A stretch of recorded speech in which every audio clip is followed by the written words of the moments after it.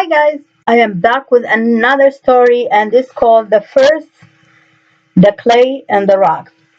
The best teach is by Donald Holland. The best teacher I ever had was Mr. Gary, who taught the 12th grade English. He started his class with us by placing on front desk a large amount of clay next to it, a rock about the size of tennis ball that got our attention and quickly and the class quieted down and waited for him to talk.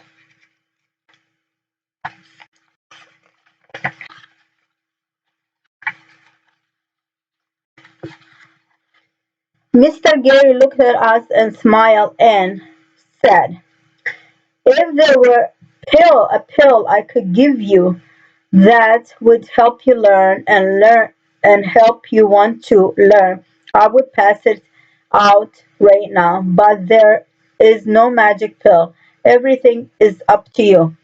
Then Mr. Gary helped us held up his fist and kind of shook it at us. Some of us looked at each other.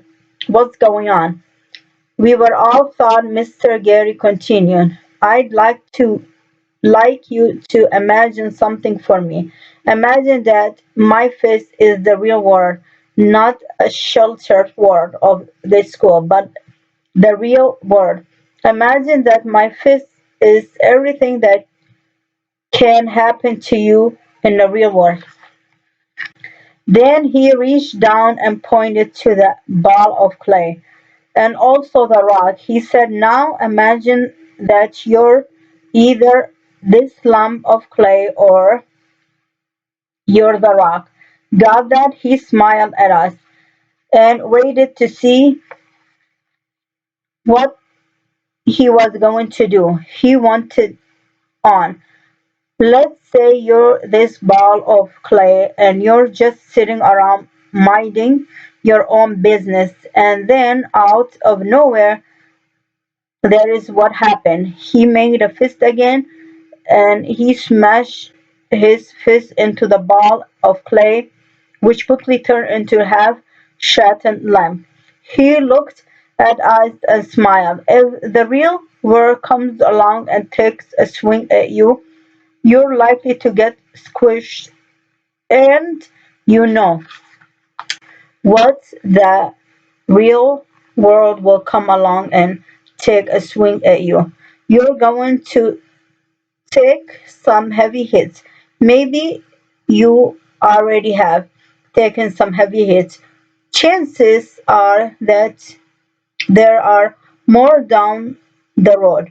So if you don't want to get squished, you better off if you're not a piece of the clay. Now let's say you're the rock and the real world comes along and takes swing at you. What will happen if I smash my fist into the rock? The answer obvious, nothing would happen to the rock. It would take the blow but unchanged.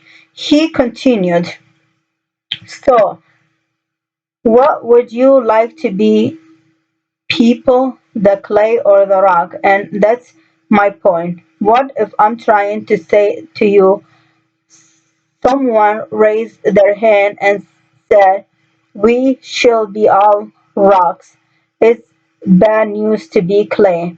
And some of us laughed, though it's a bit uneasy. Mr. Gray went on. Okay, you want all to be rock, don't you?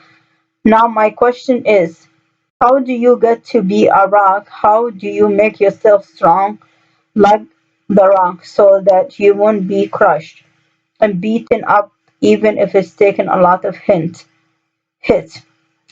We didn't have the answer right away, and he went on. You know, I can be a fairy godmother. I can pull out one and say thank you for wanting to be a rock. I horribly wave my hand, wave my hand and make you a rock.